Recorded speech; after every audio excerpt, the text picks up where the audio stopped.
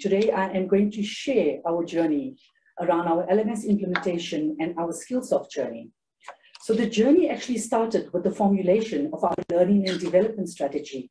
And in formulating our strategy, we had to firstly understand the context in which learning is required to be delivered. Now, this context is shaped by both the macro context as well as the business context. So starting off looking at the macro context, we understand that we live in a world of exponential change, technological advancement, and evolving customer expectations, resulting in skills having an exponentially shrinking shelf life, resulting in this constant need for reskilling and upskilling. In this context, the biggest competitive advantage in the future will be an agile skilled workforce of continuous learners who are able to adapt and innovate to create organizational success. Lifelong learning has therefore become an economic imperative, and companies need to focus on curating a continuous learning environment where employees or learners can direct their own learning in the flow of work, just in time, real time, to create value for the organization. So ultimately, the internal marketplace or the internal talent marketplace has become the competitive advantage of the future. Once we looked at the macro context, we overlaid this with, sorry, I have not been moving the slides. We overlaid this with our business context, and we identified 6 key strategic pillars that we wanted to drive within the organization. The first one being creating a learning culture, a self-directed learning culture in the short term that would involve Sanlam into a learning organization in the long term. To leverage multiple learning technologies to create a learning ecosystem that supported continuous learning, facilitating speed to competence and speed to market. We then also, the third pillar, wanted to focus on how do we build core and critical capability for performance today and growth in the future. Number 4, we wanted to focus on how we truly leverage our capability building ecosystem, which is a combination of internal and external partnerships to create maximum impact when we build capability in the organization, and we wanted to optimize that. So that was the 4th pillar.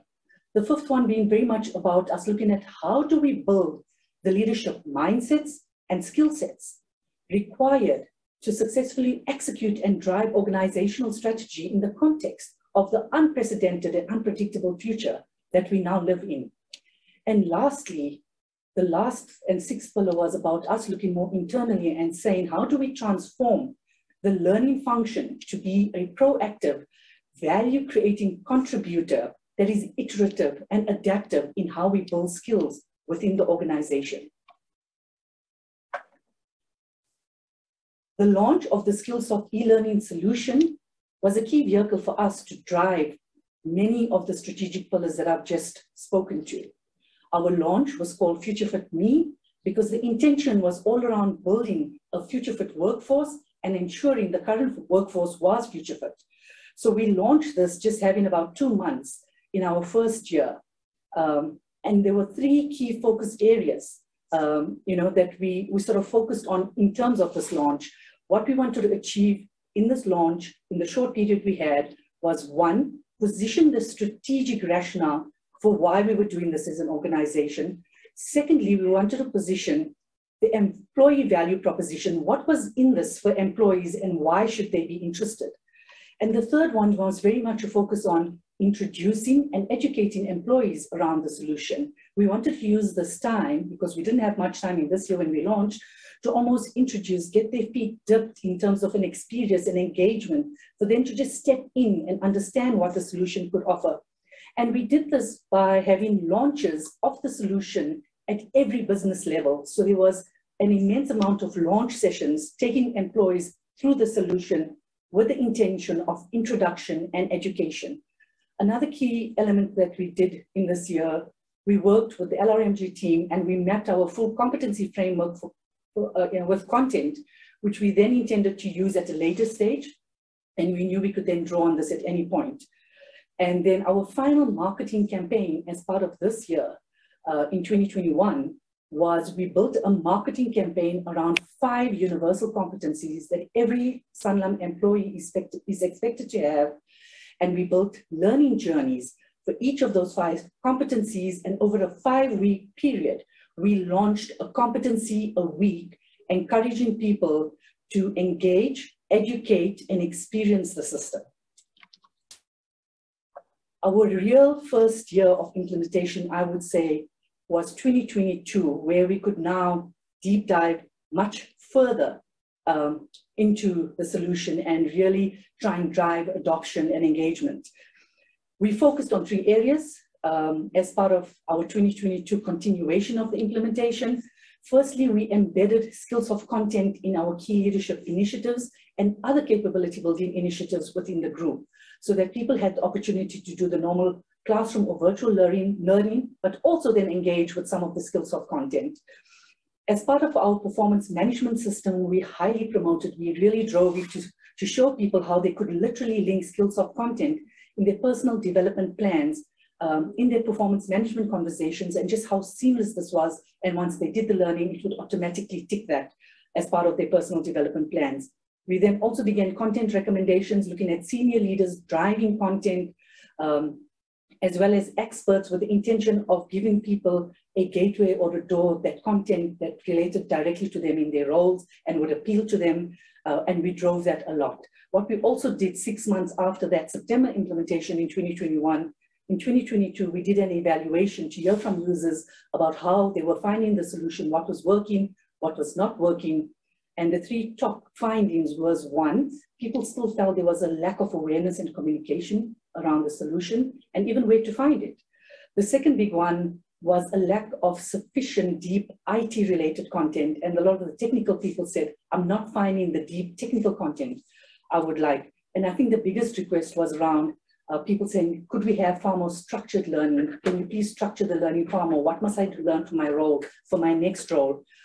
In terms of content, in terms of a particular expertise, can you structure content? So there was a huge request for structured learning.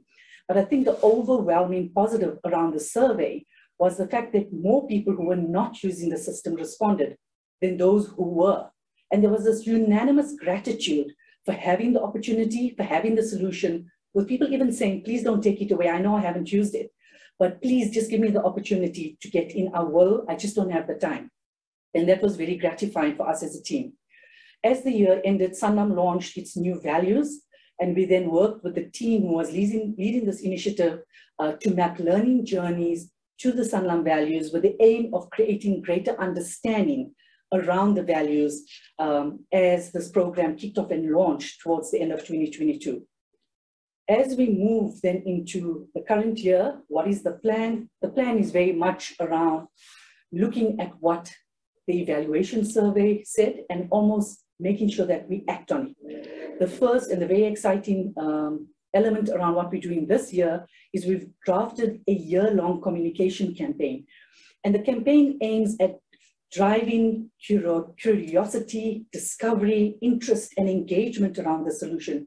We'll be using multiple levers like screensavers and information in mailers that go out weekly, et cetera, et cetera. But we really want to drive those elements, like I said, with the organization, in the hope that people will come in and go, aha, I didn't know I could do that. Oh, I learned that. So that's a huge drive, a very exciting campaign that I'm looking forward to. It's kicked off, and yeah, we will wait and see. The second big drive for this year is we are driving very much structured parts as requested by employees. And some of the big ones we're doing is we have a PA Academy, and we've structured learning parts for the general curriculum, and that will be available to those going through that training. So we're excited about that. We have a huge DEIB campaign this year. We've structured parts for the manager, for the employees, and there's going to be a huge campaign and marketing around what that team wishes to achieve, supported by Skillsoft and the content.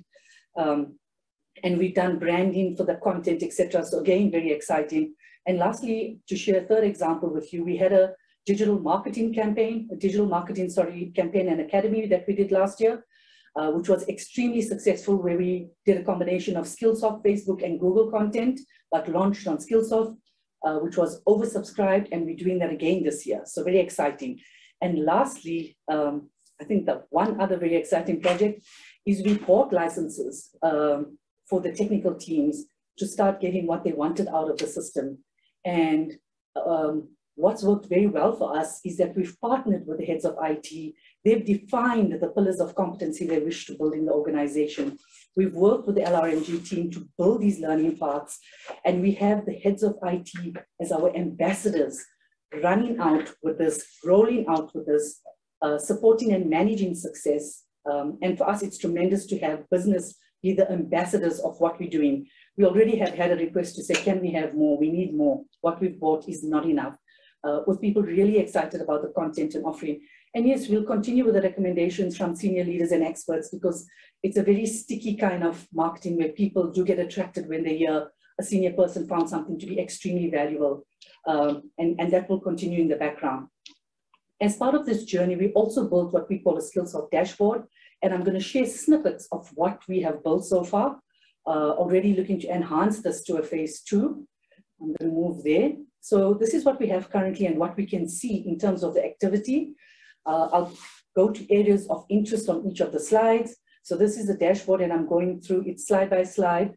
On this slide, the interest would be at the bottom left, where you would look at out of 15,000 users, there's 55% of that population that's accessed the solution, and 36% that have engaged in the solution. And this would be year 1 stats. So obviously we would like to do better, but I think we've done phenomenal in what we've achieved. So that's what you've seen on this slide. Important to note, all these elements you see on the dashboard, you can drill down and up. It's in Power BI, and you can easily view different facets of data. On the next one, very much on the right, if you want to look at training interventions by business unit, it just gives you a sense of the interventions on the system that have been completed and started, and the number in terms of interventions. You also see on the right, the average learning hours per employee currently, which is 2.8 on the right-hand side of the screen. On the next slide, if I can bring your attention to the bottom right, what's interesting here to see is the time that people are spending on training. And our biggest area in the circle on the bottom right, you can see is the pink area, with 29% of this population that are currently active spending over 120 minutes on learning, followed by the light blue area on the top, where 23% are spending 1 to 15 minutes on learning. On the next slide, it's very much a trend analysis. I think we like to watch the bottom one in terms of learning activity. It's almost our barometer if learning is high or low in a particular month. And you can see over the 12-month period, we're able to track the learning activity throughout the organization, with the top graphs just showing completed and started sessions in detail. This slide is basically structured according to how Skillsoft stacks content in the solution, and this is the highest level of the stack. So we can look and see what are the areas that people are interested in, where is the most learning happening. So you can see the greatest number of learning interventions taking place based on these stats. It's professional improvement followed by management. You can then drill down into professional improvement and management and have a look deeper, which I'll share. You can also see on the right-hand side, any business can click on a checkbox and look at their business and go deeper within to the sub-business.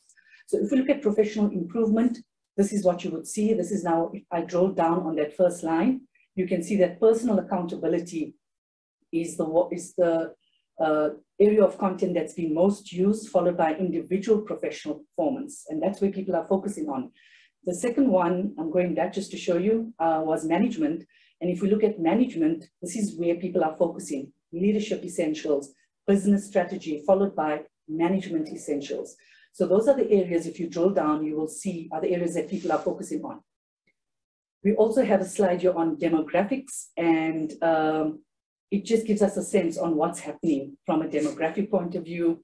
You can see, I'll focus on the key ones. You can see the females are leading on the bottom left in terms of learning versus their male counterparts, significantly leading, which is nice to see.